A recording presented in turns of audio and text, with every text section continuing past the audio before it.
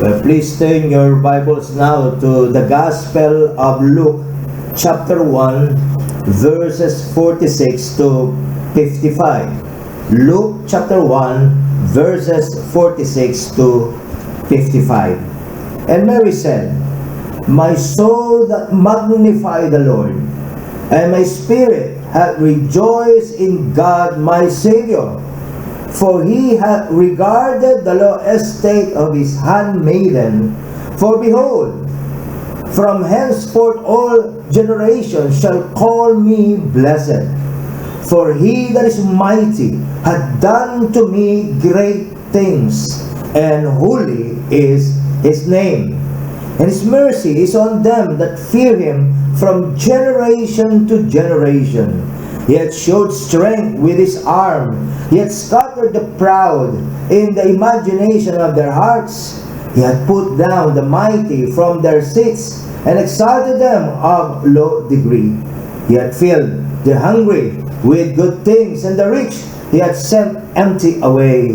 He hath helped his servant Israel in remembrance of his mercy, as he spake to our fathers, to Abraham, and to his seed forever."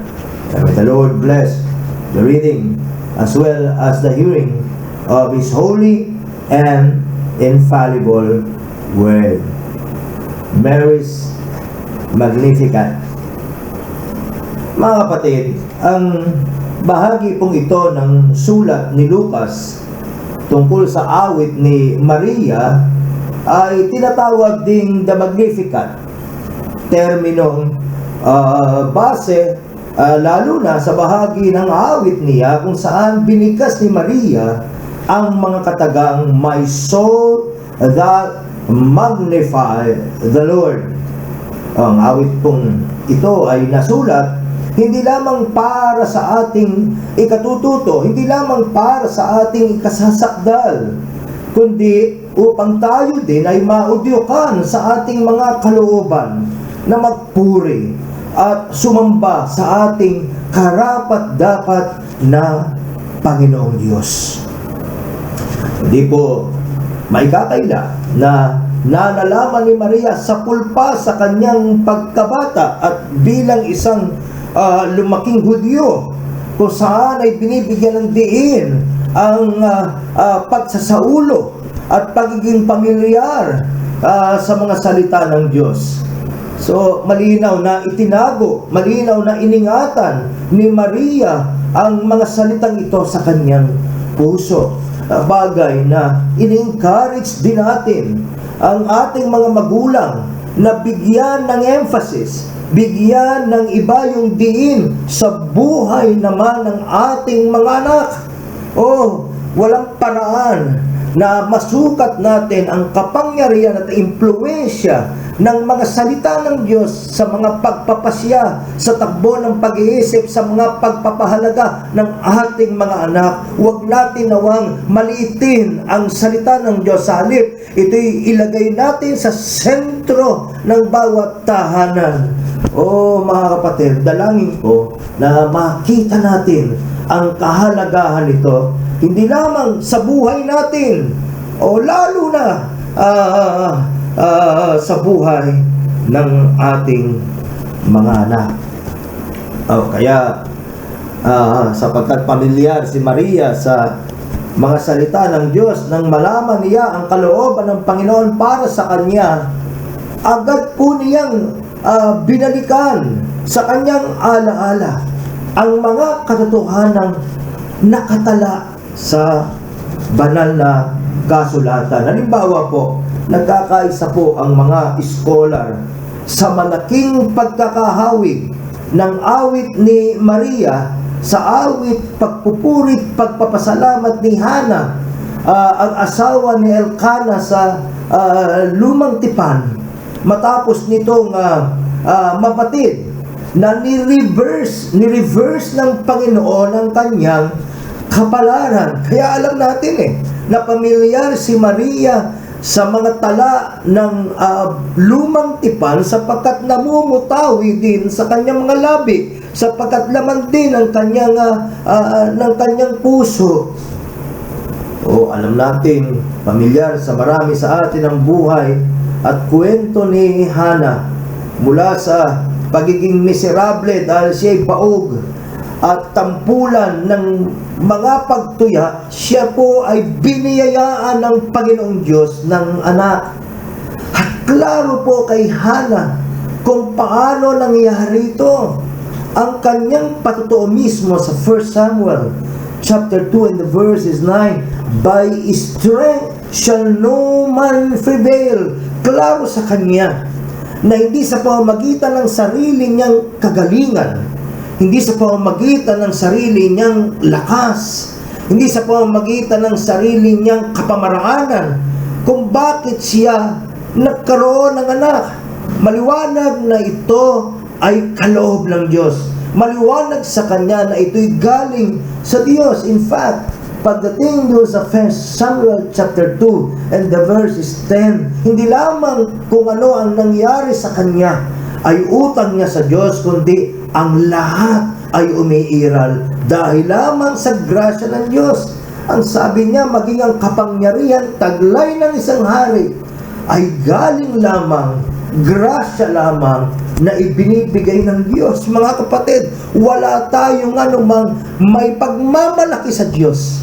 Lahat ay utang natin sa Diyos. Grasya lamang, biyaya lamang mula sa Diyos. Well, technically po, sa mga panahon ito ay wala pang hari ang bayang Israel. Kaya ang mga salita ni Hana ay somehow prophetic in nature.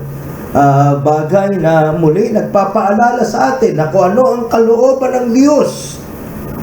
Alam natin na ito ay magaganap dahil din sa kapangyarihang kailangang magmula sa Kanya. Yan naman po ang kwento ni Maria. Kasi sinasabi po, si Maria, ayon dito sa ating context, ay nakatakda ng ikasal kay Jose. Sila'y magkatipan na, may sumpa na. Yan nga po ang tinatawag na betrothal period. Ang kulang na lamang po ay ang mismong wedding feast. Pero bagamat hindi pa sila actual na nagsasama, ibig sabihin ay wala pang physical consummation ang marriage nila. Sa mata po ng batas ng mga Hudyo, mag-asawa na sila. Lahat ng mga pangyayari sa Luke chapters 1 and 2 ay nangyayari against this backdrop. Nakikinig ako na po na marahil ay umaapaw na sa excitement ang puso ni Maria. Ilang panahon na lamang, magsasama na sila ng lubos ni Jose. Kung babasahin po natin ito sa context ng ating modernong panahon ay marahil abala na sila sa pagkukumpleto ng guest list. Abala na sila sa pagpili ng isusuot, sa paghahanap ng magandang venue, ng catering services, at maging ng pagpili ng mga putahe ng pagkain ihahanda. Pero gaya po ng alam natin, sa gitna ng mga ito, sa gitna ng mga kaabalahan ng ito, si Angel Gabriel ay dumalaw kay Maria. Ganito po ang ating mababasa sa Luke chapter 1, beginning verse 30. And the angel said unto her, Fear not, Mary, for thou hast found favor with God. And behold, thou shalt conceive in thy womb, and bring forth a son, and shalt call his name Jesus. For he shall be great, and shall be called the Son of the Highest. And the Lord God shall give unto him the throne of his father David, and he shall reign over the house of Jacob forever, and of his kingdom there shall be no end. Well, in a nutshell, ano po ang mensahe ng anghel? Parang ganito, congratulations, magkakaanak ka na. Isipin ninyo mga kapatid, kung gaano kalaking iskandalo ito. Isipin ninyo kung gaano kalaking kahihiyan ang dala nito, sapagkat malinaw kay Maria na hindi pa sila nagkakaroon ng kaugnayang sexual ni Jose. So, hindi ito posible. Sa unang tanaw po, ang mensahe ng anghel ay panira actually. Sa isasalang napagandang plano, kompleto na lahat. Ang detalye ng kanilang kasal. Nilulook forward na nila ang araw na sila ay opisyal at formal na pag-iisang dibdib. Magsasama, yung classic na they will live happily ever after. Pero itong planong ito ay nasa sa panganib na masira.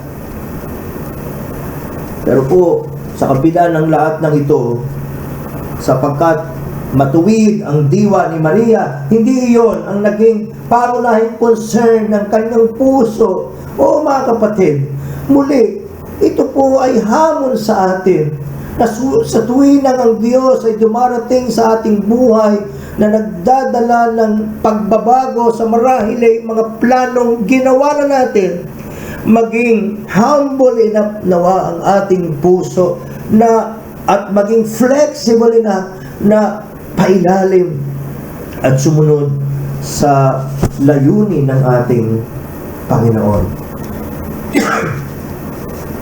Ang tanging katanungan po na mayroon si Maria ay ito. Doon sa Luke chapter 1 and the verse is 34. Then said Mary unto the angel, How shall this be, saying, I know not a man. Malinaw po na natupad kay Maria ang propesiya tungkol sa isang babaeng berhen na siyang magsisilang sa Mesiyas, ang tagapagligtas. Subalit, nais kong linawin na taliwas sa itinuturo po ng simbahang kinagisnan ng marami sa atin. Matapos isilang ni Maria si Jesus, nagsama na bilang isang normal na mag-asawa si Jose at Maria. Hindi siya nanatiling birhen pagkatapos isilang si Jesus.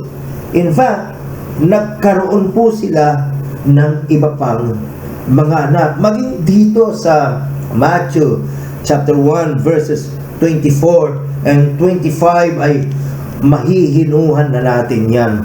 Ang sabi, Then Joseph being raised from sleep did as the angel of the Lord had bidden him, and took unto him his wife, and knew her not until she had brought forth her firstborn son, and he called his name Jesus.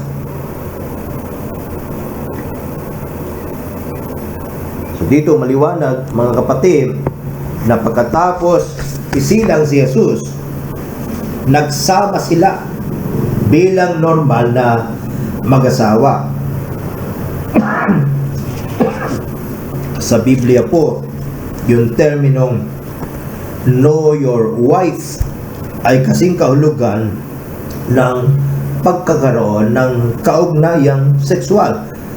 Kagaya na rin halimbawa ng mababasa natin sa Genesis chapter 4 and the verse is 1. Well, again, bumalik po tayo sa katanungan ni Maria, How can this be, saying, I know not a man? Ang dakila pong 19th century Baptist preacher na si C.H. Spurgeon ay nagsermon mula po mismo sa mga talatang ito, kung saan ikinumpara po niya ang katanungan ni Maria sa katanungan naman ni Zacarias, ang asawa ng may edad at baog na si Elizabeth, at malaunan ay naging ama ni John the Baptist. Ganito po ang mababasa natin sa Luke 1:18. And Zacharias said unto the angel, Whereby shall I know this? For I am an old man, and my wife well stricken in years. In another English version, how can I be sure of this? How can I be sure of this? Ito yung tanong niya. You see, merong pag-aalinlangan sa isip niya. How can I be sure of this? I am an old man, and my wife is well along in years. Ang katanungan po ni Zacharias na ito, gaya na ng nasabi ko kanina, ay malinaw na may bakas ng pagdududa. Siya pa po, of all people, siya pa po ang nagduda sa pwedeng gawin ng Diyos. Siya na isang saserdote. Siya na inaasahang lalong pamilyar sa mga tala ng Old Testament. Hindi ligid sa kanya ang kwento halimbawa ni Abraham at kung paanong sila'y nagkaanak ni Sarah na halos pareho ang sitwasyon sa kanila.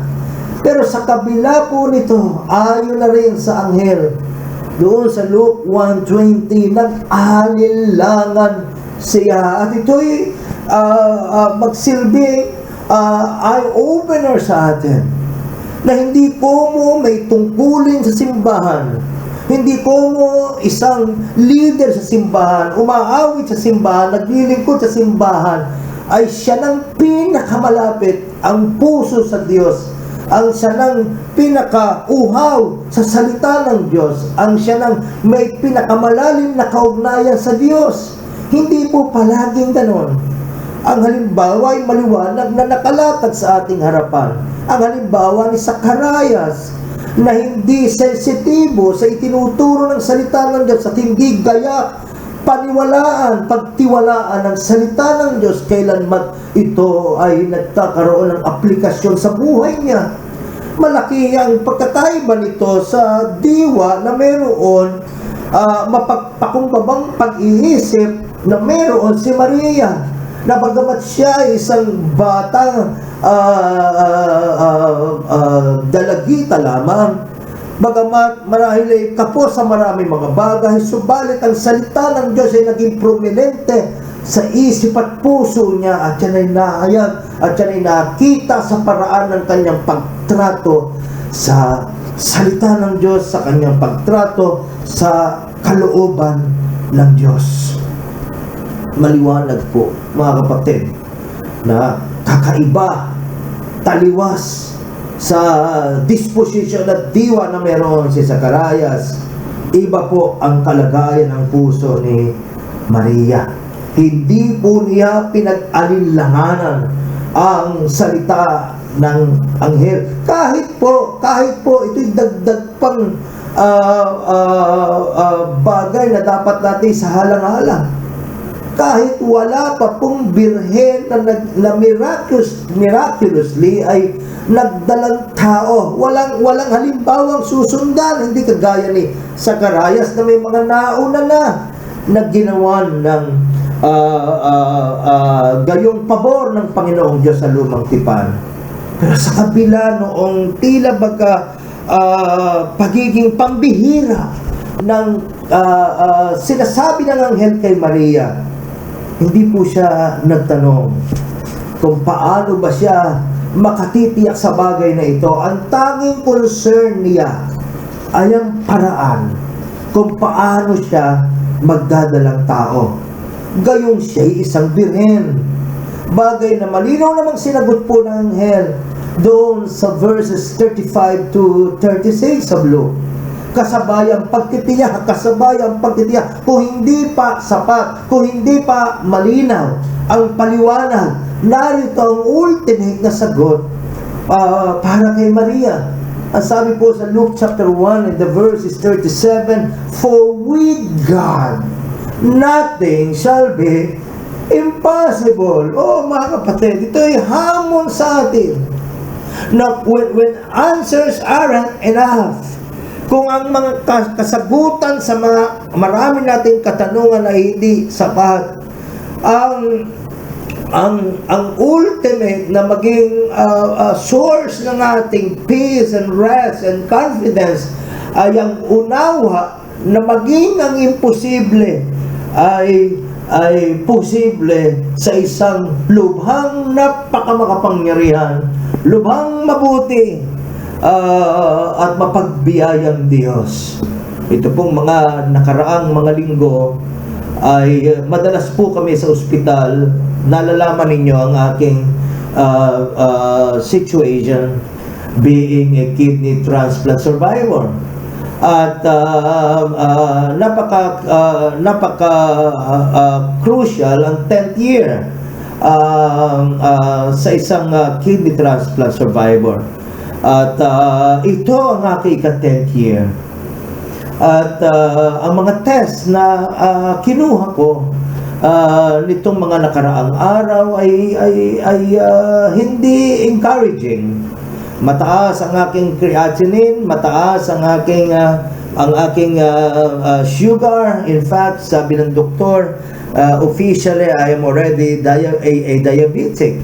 And so on and so forth. Mayroong nakikitang parang problema sa aking graph, etc. etc. Sa mga panahon na yun, I felt so alone. Parang walang sino man na pwedeng mag-aaliw sa akin. I really thought that it was already the end of the road for me. At ang encouragement na nakuha ko ay mula sa katotohanan narito, with God, nothing shall be impossible. Walang imposible sa Diyos. Makapangyarihan siya at tila pinayapa noon ang mga katanungan, pinayapa noon ang kabalisahan, ang mga pag-aalilangan sa aking puso. At gaya ni Maria ay may buong kapakumbabaan na nagpapailalim sa karunungan, sa kabutihan, sa katapatan at kapangyarihan ng Diyos. Mga kapatid, matagpuan din po nawa natin ang ating mga sarili na tinutularan ang magandang halimbawa ni Maria.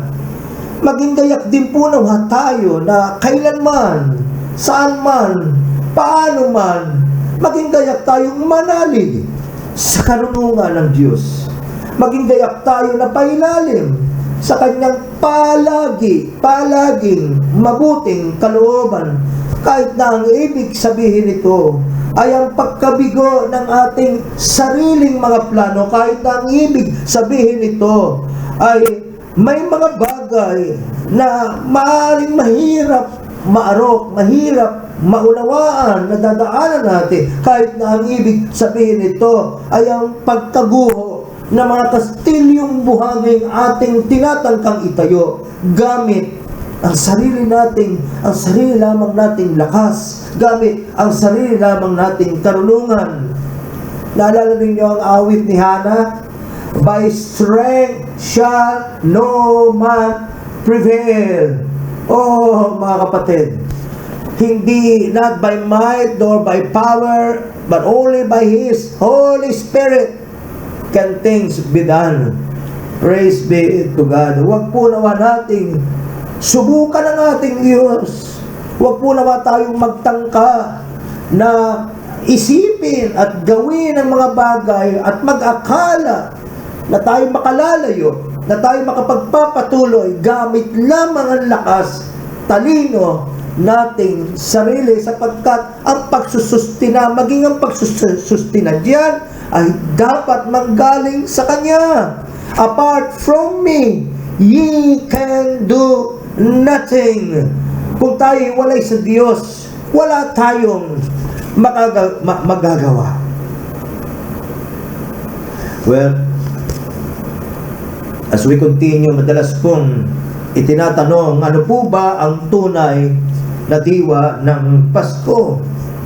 Ayon po sa ating text, ang tunay na diwa ng Pasko ay ang pagsambang may lubos na kagalakan.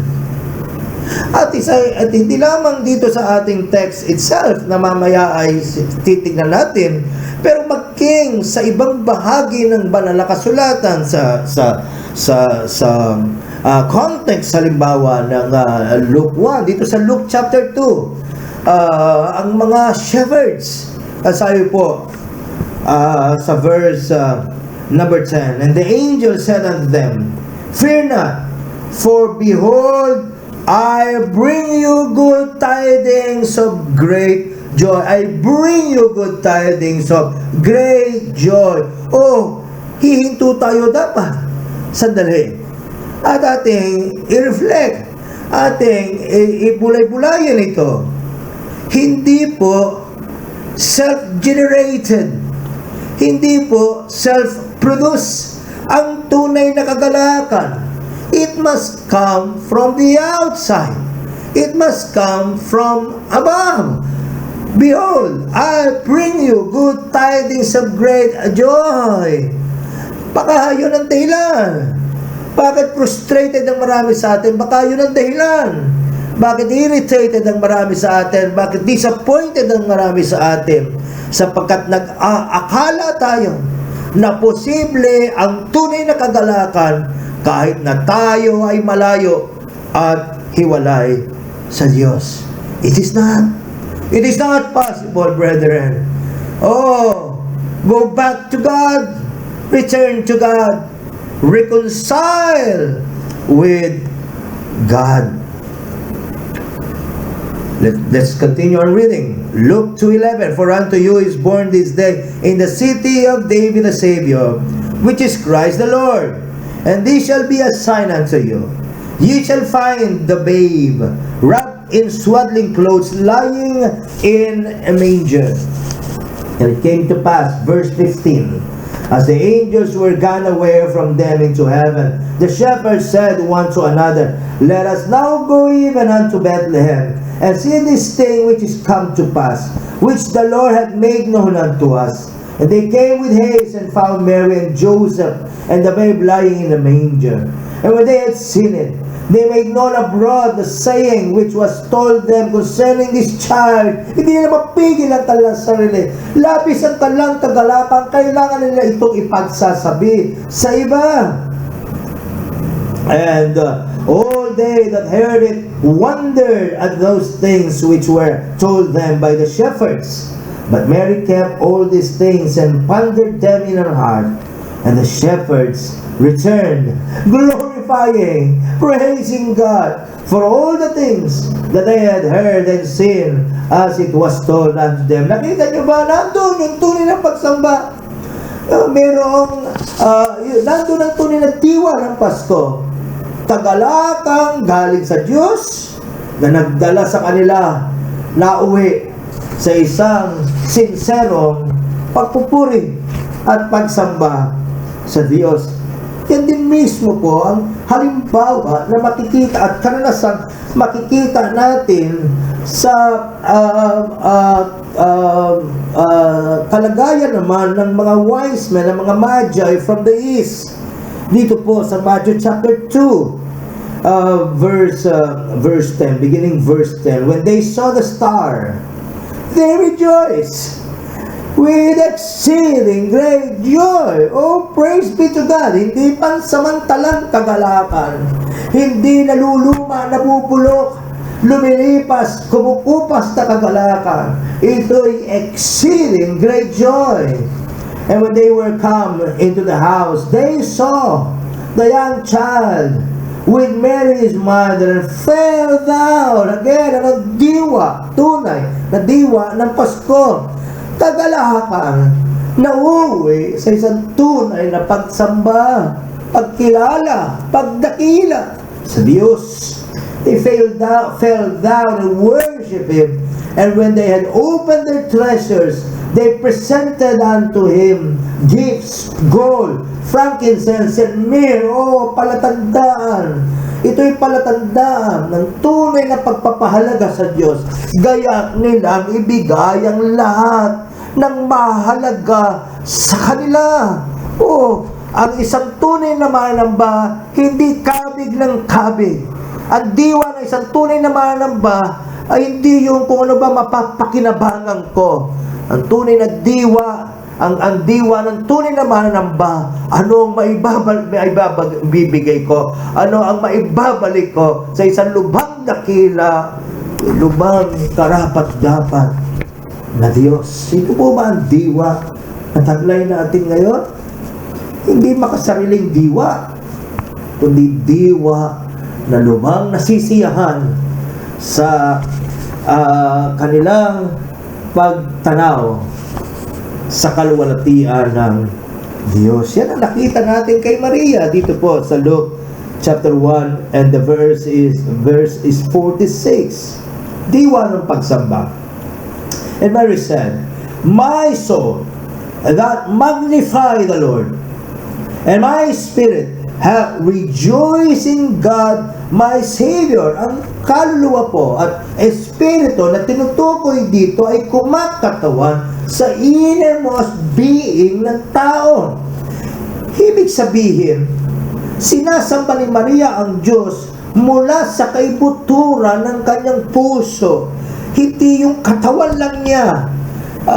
Kung by way of application, hindi yung katawan lang natin ang nandito sa simbahan. Ang puso natin malayo sa Kanya. Huwag nating pahintulutan na mangyari ito. Ang pagsamba po ni Maria ay hindi pakitang tao. Ang pagsamba ni Maria ay hindi performance at hindi paalala sa atin. Hindi po dahil umaawit tayo. Hindi po dahil tumataas nagtataas ng kamayang ang ilan sa atin marahil sumasamba na tayo. Maliban na tayo'y sumasamba sa Diyos mula sa ating kalooban, mula sa ating puso, mula sa ating isip, bigay o nakapaloob ang ating buong damdamin, buong kaluluwa. Hindi po masasabi na tayo'y tunay na sumasamba. Huwag nating kalimutan ang babala. Huwag nating kalimutan ang nakatala. Sa Matthew chapter 15 verse 8, "These people draw it nigh unto me with their mouth, and honor it me with their lips, but their heart is far from me." Verse 9, "But in vain," kung ang puso natin ay malayo sa Kanya, kahit nag-uusal pa tayo ng mga salita ng pagsamba. Sabi ng ating Panginoong Jesus mismo, "In vain they do worship me." Mga kapatid, huwag nating hayaang lumayo ang ating puso sa Diyos. Sa halip po, hayaan natin ito'y masaturate ng Kanyang kadakilaan, masaturate ng sense of His power and sense of His holy presence and sense of the abundance of His mercy. My soul magnifies the Lord. Ito pong salitang ito ay galing sa Greek word na megaluno, mega. Familiar tayo sa salitang yan. Mega, exaltation, yun ang ibig sabihin.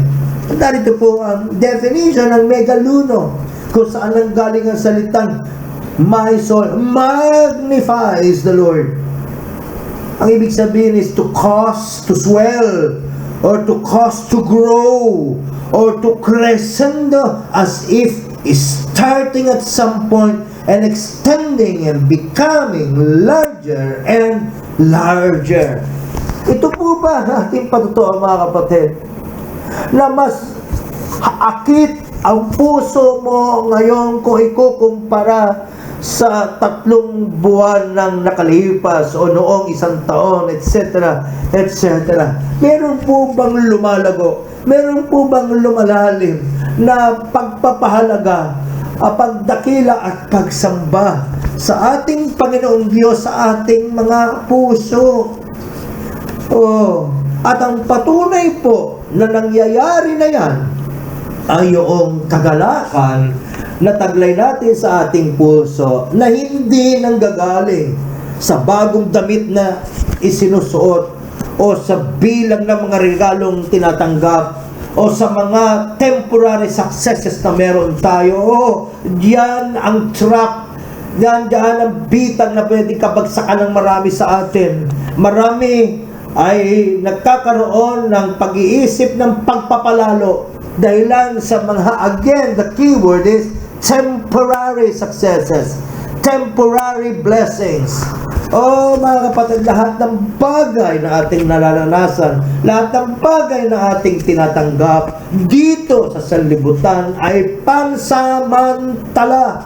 Huwag tayong magpalalo sa mga bagay na may pagkabulok at may pagkawala.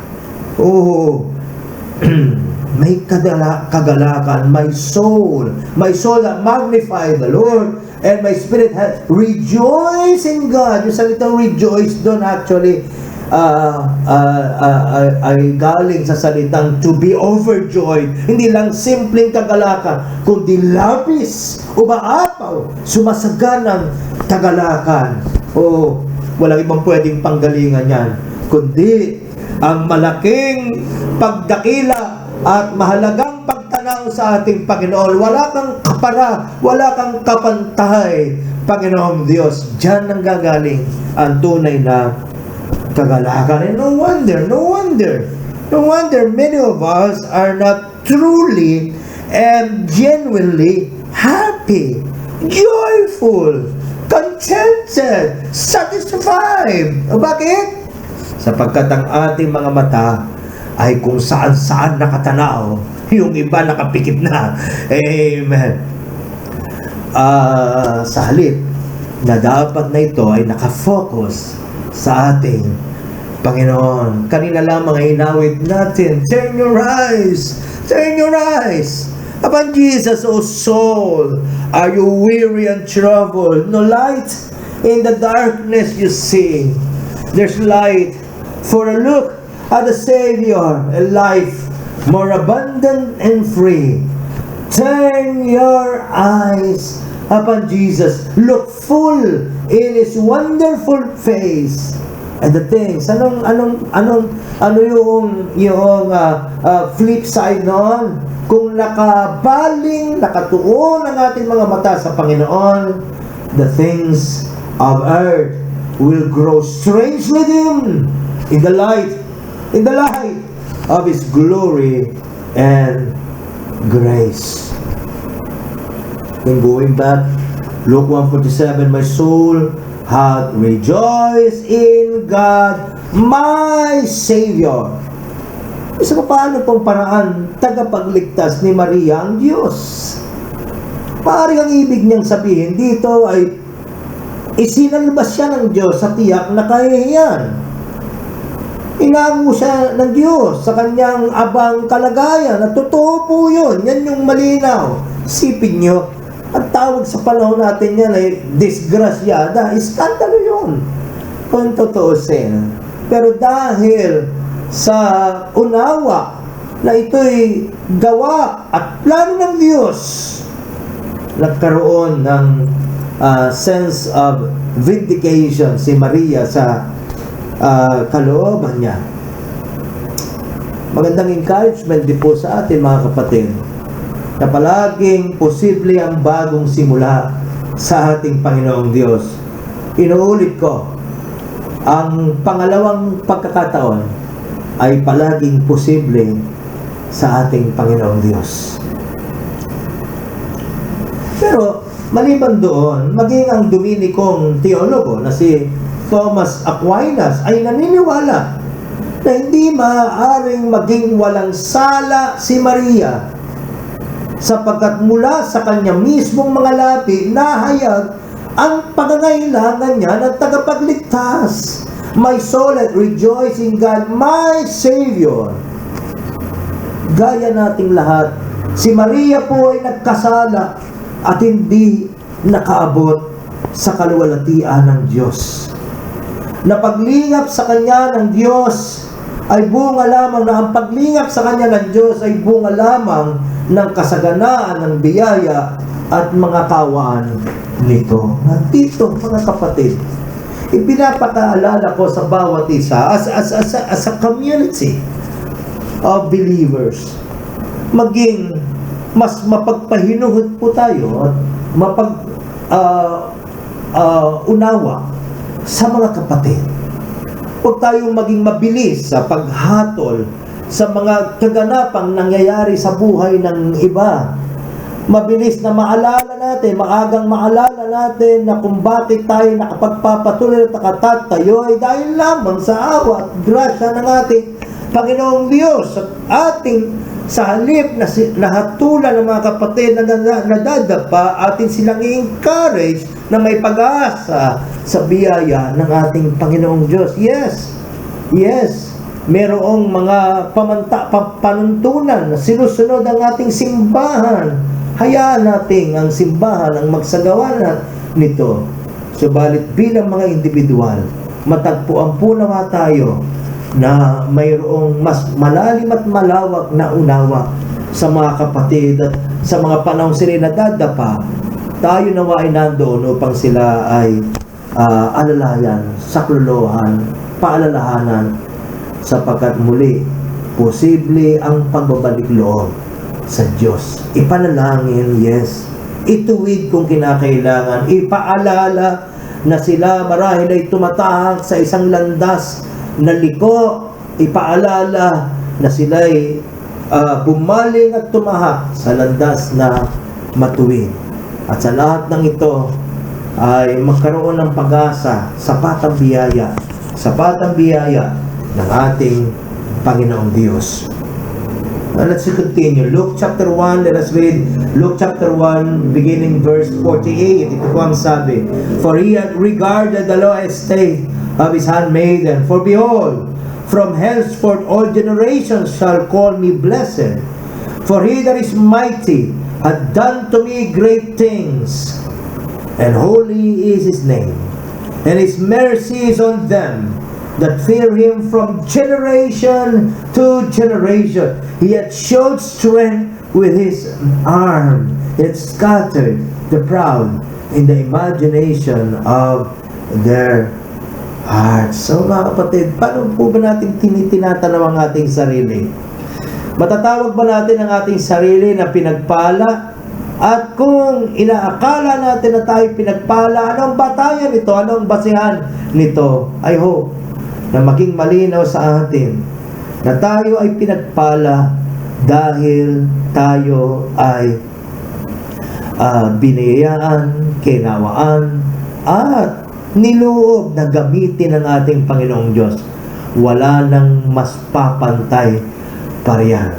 Walang pwedeng ialok ang sanlibutan na mas papantay pa riyan.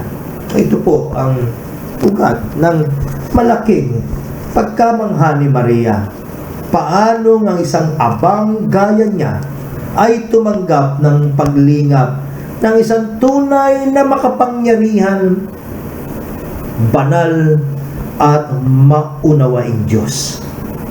Ang kwento po na Maria, mga kapatid, ay maging kwento nawa ng bawat isa sa atin. Dalangin ko na mangyari nawang ang awit, pagpupurit, pagsamba niya ay maging awit, pagpupuri at pagsamba din naman natin. Purihin ang banal na pangalan ng ating Diyos na siya nating tagapagligtas. Amen.